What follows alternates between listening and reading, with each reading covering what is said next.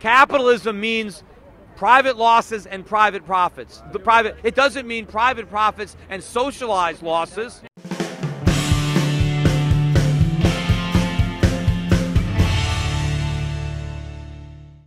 All right, this is Peter Schiff, and I've come down here to occupy Wall Street to represent the 1% and see if I can have a dialogue with the other 99%, maybe see if we can find some common ground. It's not capitalism that has failed them, it's socialism, it's corporatism, it's crony capitalism, it's fascism. That is the problem. Capitalism is the solution if we can only fully embrace it. Anyway, we got a few people around here, and I'm wondering who in particular would like to address any of their grievances. Imagine compassionate capitalism. Is there such a thing? Could there be such a thing? Well, it's the most compassionate system I know, by definition. If you make 100 million, imagine how many jobs could be created if you just made 50 million. But what you're forgetting is, if I make 100 million, I had to create a lot of jobs to make that money. That's the point. When the capitalist is making money, there's a thing called greed, and the problem with well, we're all greedy. Everybody. No, we're not. Well, you cannot say that we're all greedy. Oh. You cannot. Well, don't you want things greedy. For yourself? You don't want more. You don't want better things for yourself. We better all life? do, and that's the problem. Right. Some of us are simple people. We just want a place to live. We just want some food in our refrigerator. And capitalism. We just want to take care of our kids. Capitalism is the best way to get those things. I mean, you're standing here. You're not naked. You have clothes on. The people that made those clothes did it to make a profit. And to make a profit, they had to make clothes that you can afford. Do you think that socialism is wrong? It is wrong. It's absolutely wrong. But first, why? I employ 150 people. Hold on. I employ 150 people, right? I've created those jobs. How many jobs did you create? How many people did you employ? How much money have I given you? But you haven't given me anything. But my point is, I've created 150 jobs. I'm writing paychecks every week. I haven't given you anything? What do you? Everybody in this park has contributed to your fat ass bank account. How do you figure? In one way, shape, form, or fashion. How do you figure that? You know something? You need to open up your mind. Were the people in this park? Were the people in this park working 20-hour days, or when I started my company in my one-bedroom apartment? Were they there? No, they weren't. I'm quite sure they have been. Where do you stand concerning our plight? I feel for your plight. I knew these banks were going to fail. I wanted them to fail. I didn't want the government to bail them out. That's not capitalism. Capitalism would have let the banks fail. A lot of people on Wall Street would have lost their jobs if we had capitalism. Do you see this as a left-wing movement, or do you see this more as a populist, apolitical movement? Well, I think that people, especially young people, have a right to be pissed off. One of the problems people want is the forgiveness of the student loans. Why are there all these student loans? It's because the government guaranteed them. If the government minded its own business, then nobody could get a student loan. Well, there's never been a monopoly without government involvement. No, but my point is, if it wasn't for the government, college would be cheap.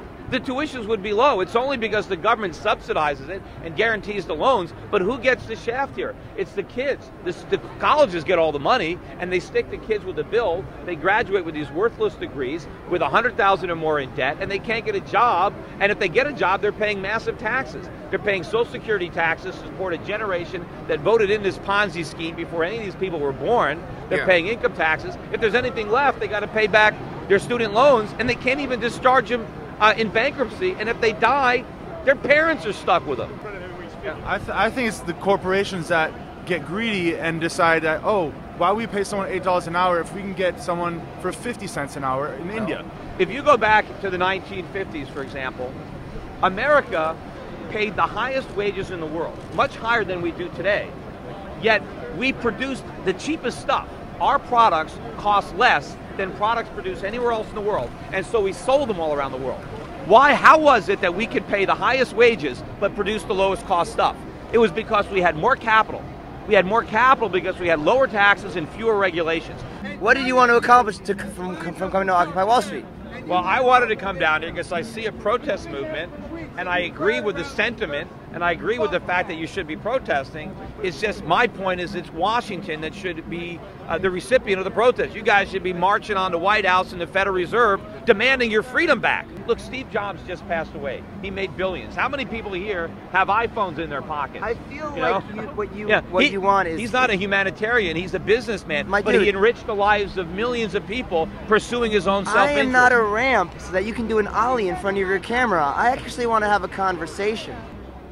The what? The 99% to 1% meme was just one meme out of many memes. What's a meme? I'm so sorry. A popular turn of phrase. Okay. So the catchphrase 99%. This is not 99% Park. It's Liberty Plaza. And the 99% catchphrase is not definitive of everyone here. It makes sense why a popularity meme would be popular. I understand you have to make money, but there's got to be regulations, because I believe in democracy, but I also believe in regulations. Right. The market has to grow at a sensible rate, right? It cannot grow too fast. Well, if the market grows too fast, it will crash. See, the regulation we want is the market. That's the regulation that works.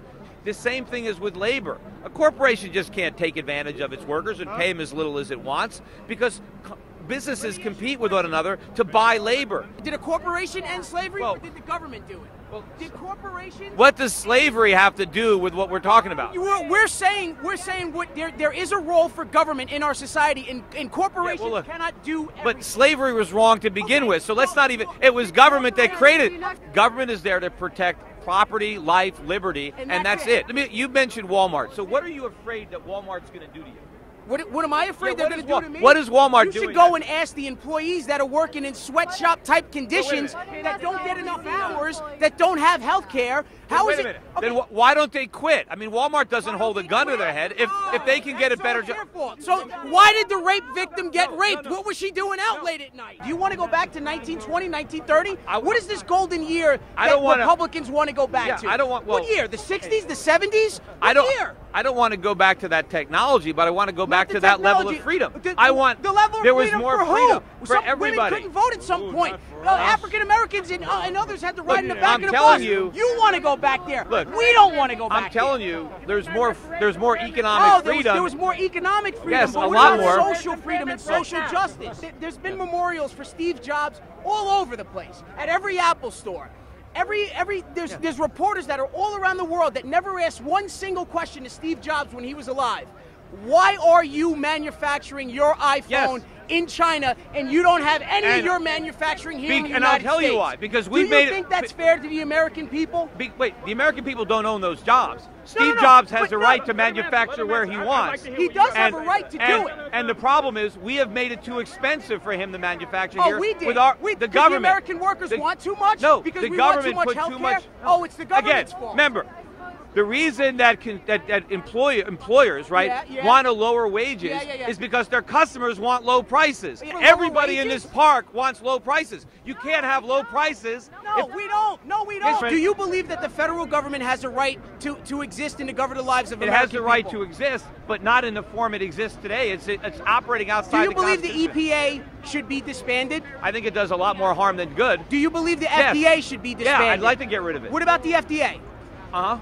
The Board of Education? I think we should. What about the Board of Education? I want to get rid of the entire Federal Department of Education. Yes, it is wasting our money, and it is running up the cost of education. Sir, what I've learned... No, let me finish. What I've learned over the years is to never argue with a fool, and you, my friend, are a fool. Okay, so I'm foolish, right? You're so foolish. I just stumbled into all my wealth. I run all these businesses. How could you disband the EPA and the FDA and the Board of Education? Because it's not the Board of Education. You're talking about the Department of Education. Wait, did I call you an idiot? Did I call you an idiot? No, you didn't. All right. 30% of the homeless people in America are veterans. So when everybody says we support the troops, that's a lie. You support the troops when they're out there getting killed or shot, but when they come home and they're homeless and they got no jobs, you don't support the troops. I didn't even, and that's why I didn't even support a lot of these wars that put those troops over there in the first place. Let me But shake your hand. We're in but agreement. all right. You're saying you're against the federal government, you want it to change and all that, but you guys are the ones, or at least these guys here on Wall Street are the ones that are funding all the campaigns and putting these people in power in the first place. Right, but and then you do so because you know that they will enact policies that you want, and then you also know that once they do that, and you become friends with them through campaign fundraising and all that. That is the problem. That they will let you in the government, and you'll be like, hey, can I be Secretary of the Treasury? If they had no power, there'd be no lobbying. There'd be nothing to give out. We don't want the government to be able to pick winners and losers, to say you get a bailout and you don't, you pay a tax and you get a subsidy. That is the problem. Do you know that for years I was on television and writing books warning about all the things that have just happened? I warned about the housing bubble. I warned that it was going to crash. No, well, I can't. I tried. Those people don't listen to me in Washington. You're talking about Glass-Steagall. The reason that we had Glass-Steagall was to counteract the damage of government-insured bank accounts. Wait, do you have a bank account? Yes, I have a bank account. Do you care what the bank does with your money when you deposit it there? Do you care about the loans? I do. Why? Do you worry? Because I don't want them to gamble with it. If the bank gambles with their money and loses, does it affect your deposit? Of course it does. How? It's Because insured by the government. Money. If you take out Glass-Steagall, they use that Nobody in this area that has a bank account has ever looked at the bank's portfolio to see what kind of loans they're making. We're in the 1%, No. and we're in the 99%. Well, what? Wouldn't you like to get into the 1%? No, You don't want more money. You don't want. If I offered to put you in the 1% it's right now, not a matter you're of turning whether, down. and I would pay my share and get rid of the Bush Okay, hold on. tax cuts Wait a minute. immediately. What do you? Immediately. Okay, let me ask you a question. Just like Hold Warren on. Buffett and his No. secretary. What? I would Let me ask pay you a my question. fair share Let me ask you a so question. that these folks Hold on. could pay their student me ask you a loans, question. could get off of food stamps, could be Let me successful, ask you a question. just Wait, like you. wait. What are you Hold on. driving? Hold on. They don't have a Hold car. on. I pay much more than 35% of my total What does income your in secretary tax. pay? What do you think of the Less than Buffett me, plan? and I employed her. Well, Buffett is full of it because Warren Buffett is the biggest shareholder in Berkshire Hathaway, so he's paying a 35% tax on his profits. I am giving the government half of what I earn. You think they should take more? I think we should get rid of the Bush tax cuts. First of all, we should get rid of the corporate income tax because corporations don't pay taxes. Either their workers pay taxes, their customers pay the tax, or their shareholders. And a lot of the shareholders are elderly people who are trying to live off their retirement savings. Or people. No.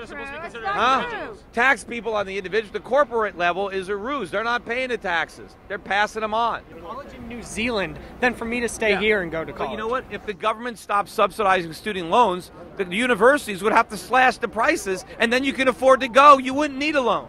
Okay. That's what Thank I you want. for the answer. Do you believe that Franklin Delano Roosevelt did what he had to do in 1939? Government intervention? No, he caused the Great Depression. See, yes, by doing exactly what Herbert Hoover did. What role did Wall Street play in this crisis in your No, they played a big role. Wall Street drank the alcohol that the Federal Reserve poured. But if there was no Fed pouring the alcohol, if Fannie and Freddie weren't guaranteeing all these mortgages, Wall Street wouldn't have originated them. So it was Wall Street working with government. But the source of the problem was government. Government started. That's how come when I was warning about the crisis back in 2004 and 2005, begging the Fed to raise interest rates, trying to get Fannie and Freddie out of the mortgage guarantee business, nobody wanted to listen to me. You know what the richest county is now in the United States? Washington County. It's now wealthier than Silicon Valley. Because it's all the money going to the bureaucrats. They're raising their pay. All the lobbyists are getting rich because the government is doling out all these favors. How can you how can you say that it's just the federal government when the people that were in the government, like Ronald Reagan, Secretary of the Treasury, was Don Regan. He was the Secretary of the Treasury then. In the Clinton years, there was Secretary of Treasury Rubin, and these guys were head of Goldman Sachs, head of Citigroup. And so these are the people that are actually making these economic policies. I agree with you on this. I want to get Wall Street's influence out of Washington. So this is what this is about. But when you're talking about businessmen, you're lumping everybody in the same category as Goldman Sachs and J.P. Morgan and Morgan Stanley. They're not. But I believe you're stuck on the synecdoche of Wall Street. It doesn't matter that it's Wall Street. Because we're protesting here, it's still getting seen everywhere else. The rap on this movement is that it's anti-capitalist, anti-business, that it's that you guys are all walking around with copies of the Communist Manifesto in your pocket. That's not true at all. All right, well, clear it up. I've seen so many Ron Paul supporters and libertarians here, you'd be surprised. You sound like a libertarian yourself. 18 members of the Federal Reserve Board that have connections to the Federal Reserve are sitting right now on companies that receive part of the $700 billion TARP bailouts. What about the conflict of interest that exists between Wall Street and the Federal Reserve? You're 100% right. It's a disgrace. You know, when I was on television, when they first proposed, I was against TARP. I said, look, if there's a bank that is going to fail, you let it fail. You let the shareholders lose money. Let the bondholders lose money. Because if you bail them out now, it's a moral hazard, and we're just going to get more of that bad behavior in the future. You know, capitalism means private losses and private profits. It doesn't mean private profits and socialized losses. Banks are keeping interest rates artificially low to prop up the speculative activity on Wall Street. What we actually need in this country is higher interest rates, not lower interest rates, because that'll take the money out of Wall Street, put it back on Main Street. Businessmen can't borrow money at these low interest rates. I think if you're making more than $2 million, I think that's when we had the biggest growth in the economy is when it discouraged millionaires from paying themselves huge bonuses. They reinvested it back in their companies. They created jobs for the workers, and instead they sit on their cash now and they let the rest of us drown in debt and then sit on the street and go homeless, and it's ridiculous. So you think that I should pay 70% of my income above $2 million in tax? $2 million a year? Yes. Do you I think? think your next dollar should be taxed at 74%. Okay, so if that's the deal, you know what I would do? Once my income got to $2 million, I would stop working for the year. I would furlough my employees and say, you know what? I've made my limit. I'm not going to work for 30 cents on the dollar. I'm playing golf. I'm going fishing. I'll see you next February. How about that? How come that didn't apply in the 1970s and 1960s? Because nobody paid those taxes back then. You know how many? I would much rather. The economy was booming when the effective tax. Because no one paid those high taxes. Direct correlation with the national debt and the lowering of the effective tax rate on the wealthiest people in this country. You're not fooling anybody. Oh, sure. I'm also at 1%, and I think you're making us look really bad. How do you figure? Because I think your facts are wrong, your logic is wrong. I don't my- want to get into a long discussion, but I don't think that you're helping. Well, my facts aren't wrong, but as a member of the 1%, what do you think? Do you think your taxes should be raised? Yes, I do. What percent of your income do you pay in taxes? 10%. How would you like to pay 50% like me? I would. Oh, really? Well, then why not write a bigger check when you pay your taxes instead of paying 10%? I would be very, I think. Well, no one's stopping you from paying more taxes. Yeah, and for many, many, many years until recent history, it was around 70%. It has only come down from 70% over the last 20, 30 years. Yes, nobody actually paid the 70%. There were so many loopholes and deductions.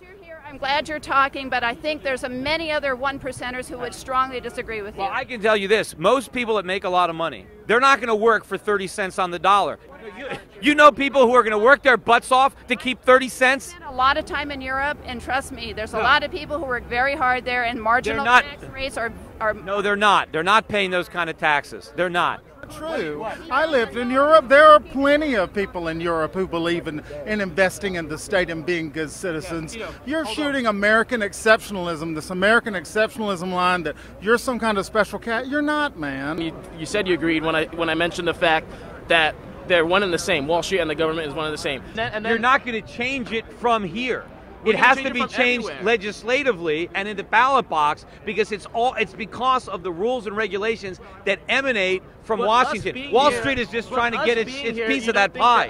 No, but the appearance is that you guys are against capitalism and business, and this is the symbol. That's a tiny minority. Those are the diehard extremists here, and maybe some other people that are not extremists but are still pro-socialist or whatever. But I'm willing to bet the majority of people here are pro-capitalism. I'm pro-capitalism, but I don't think that means that. That's kind of what I'm thinking. That's why I wanted to come down and clear up these misunderstandings because the movement is getting a bad rap. My fundamental point with you right now is that you should be joining this whole movement, and that the people that are listening to what the live stream or whatever, that are conservative might actually agree with a lot of us, because you all seem to think that we're anti-cap. I mean, who here is pro-capitalism? Who here is pro-capitalism? All right, that's a lot of hands.